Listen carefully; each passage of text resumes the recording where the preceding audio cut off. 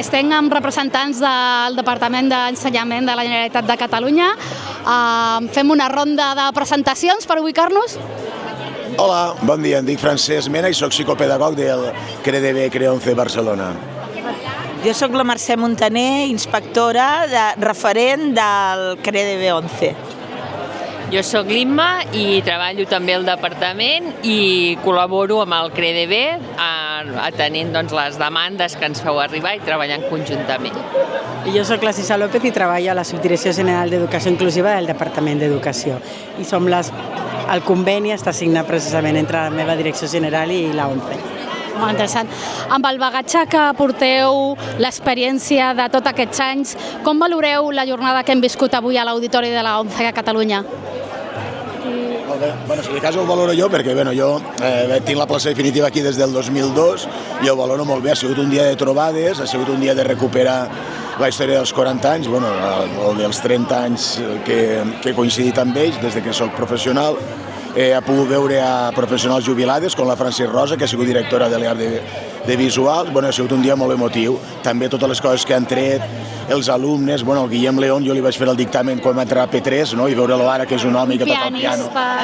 Sí, em va posar els pèls de punta directament, perquè conec una miqueta la família també del Guillem i tot. Per mi ha estat un acte molt bo i els ponents també molt interessants.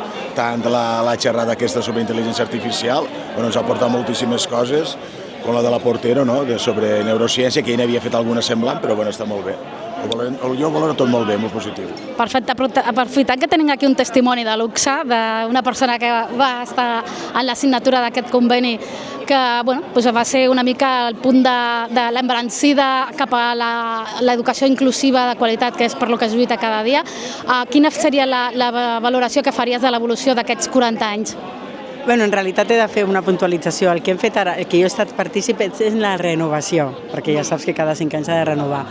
Jo crec que, a part de la jornada, que ja ho comentàvem abans, que ha estat una jornada que es nota que s'ha preparat amb molt de mimo, perquè era una jornada amb un contingut molt professional, però a part tenia molts indicatius emotius. També és veritat que això era una culminació, perquè venim de tota una sèrie d'actes que s'han fet durant tot aquest curs, que crec que ha estat molt important. I també jo no vull deixar-me les persones que han estat participant de tots aquests actes de la preparació, que són persones que treballen a la nostra direcció general, que les tenim aquí, que també han estat molt importants. Valoració que faig de tots aquests 40 anys, el president ens ho ha dit, tot el recorregut que ha fet des de fa 40 anys. Crec que el camí que hem recorregut ha estat un camí super positiu. Ens queda molt per fer, però si mires cap enrere no podem dir que no hem avançat i hem avançat molt en la inclusió.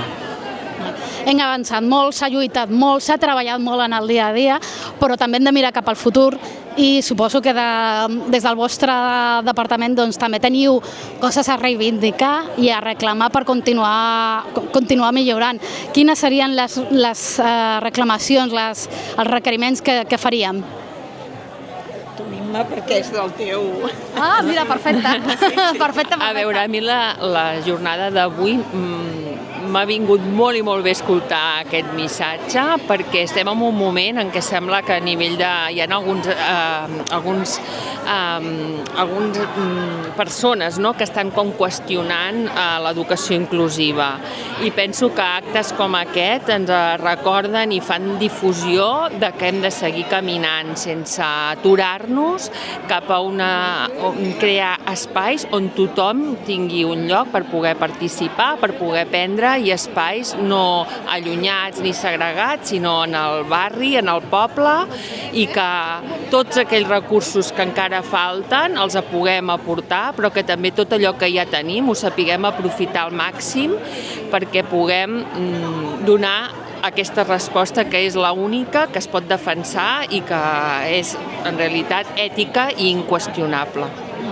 Es parla molt de la inclusió a les aules, però també és molt important reclamar i treballar amb la inclusió a les extraescolars, al pati. En aquest sentit, què hem de treballar, què poden aportar les famílies, què han d'aportar les escoles, quin és el fent camí que s'hauria de treballar? realment tens molta raó, perquè la inclusió a les aules doncs, està garantida perquè l'escolarització és obligatòria, però a vegades la part aquesta del lleure, l'educació en el lleure, queda doncs, més apartada on hi ha famílies que no s'hi poden acollir. En aquest sentit, jo entenc que el CREDB 11 fa molt bon treball en aquest aspecte, ho veiem, ho hem vist avui també en alguns vídeos que s'han passat i jo com a inspectora evidentment en tinc coneixement. Es treballa en el dia a dia. A poc amb els municipis, estan treballant amb el marc dels plans educatius d'entorn, es treballa també la inclusió, però aquí sí que jo penso que encara tenim més camí aquí que amb la inclusió a les aules, que l'experiència d'aquest conveni ha fet que en el cas de les persones amb discapacitat auditiva la inclusió hagi avançat més ràpid que en altres col·lectius, avui és el que parlàvem. I per mi una gran satisfacció aquest dia perquè jo també porto 40 anys treballant i recordo que vaig visitar el Joan Amades, que em va semblar una cosa espectacular en aquell moment, doncs què t'he de dir ara, no? Perfecte. Moltes gràcies.